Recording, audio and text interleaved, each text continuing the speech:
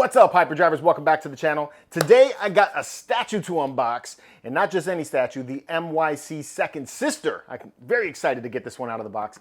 So if this is your first time on the channel, here on the Hyperdrive, we talk about Star Wars every single week. Sometimes it's TV shows. Most of the time it's collecting. We do a lot of collectible Star Wars conversations here on the channel. So if you want to find out about the latest and greatest of all the cool Star Wars stuff that's out there on the market today for you to add to your collection room like this, you're in the right place, because we do that a lot. I said do. But anyway, if you like Star Wars like I do, make sure you like, subscribe, and turn on notifications so you can jump to light speed every week with us right here on the Hyperdrive.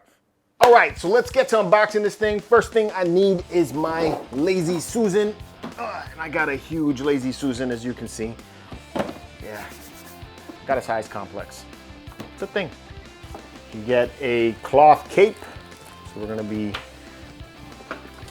taking and putting some capes on.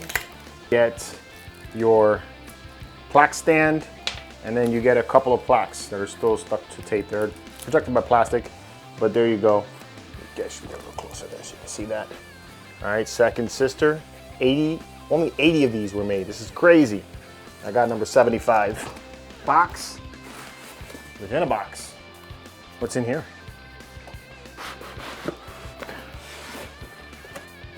Okay. Yeah. Woo, look at that lightsaber. This is huge. This is freaking big. How long is this? Let's see. The lightsaber is 21 inches long. Oh my God. Check out this Imperial looking base. That is super cool. Love the way that looks.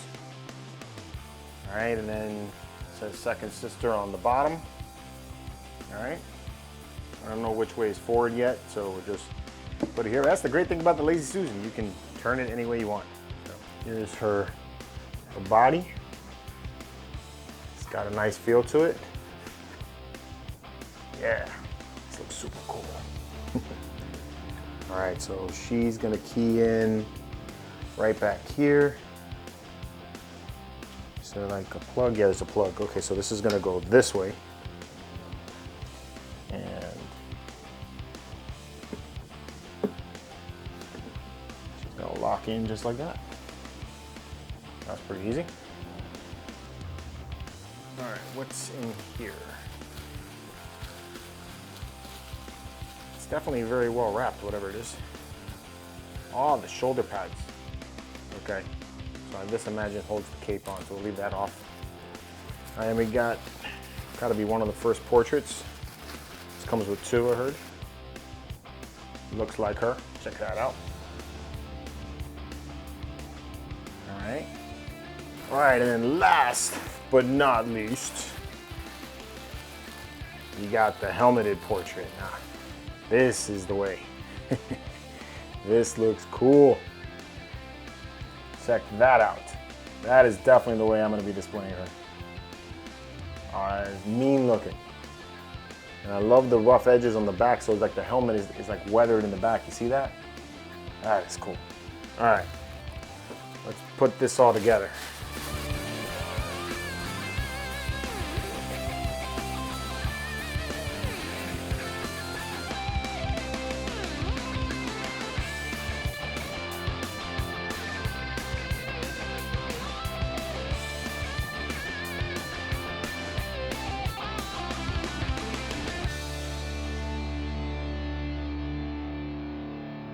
All right, now we got the cape set up. Let's plug this guy in.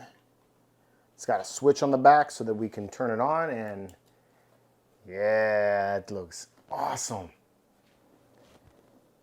I freaking love this thing. I love how the lights light up in the face. That is so cool. And then you got the light up saber, which is dope as well. And you can turn the lightsaber slightly. Still, yeah, look, you can still turn the lightsaber. So you can get it a little bit more in the back if you wanted to, like if you want to angle it like that, which I think looks really cool, you know, or you can keep it a little more forward if you want to save on some space. So it seems like the lightsaber works no matter how you connect it there in the arm. Kind of like it like that, where it's just slightly to the back. But man, I love this. So I really like that we got a character from the Jedi Fallen Order video game. You know, it looks really cool. This is something we don't ever get to see, is these type of characters from this game. I would love to see a Cal Kestis come out next. So the pose is, you know, kind of museum, but at the same time very powerful, which I like that as well. I love the way the pose looks. I like that you got some cape flow with the cloth cape. I do wish that there was more wire running in the cape so that you can get a little bit more flow back here. You know, maybe even lift it a little bit. Like if you wanted to have it like flapping back, I think that would look, you know, a whole lot better. But I do like that at least we get some wiring in there so that you can pose it a little bit and it just doesn't lay flat. You even have these Imperial logos on the cape, which is super nice. I think that's really cool. Obviously, light up features. Love the light up features on this.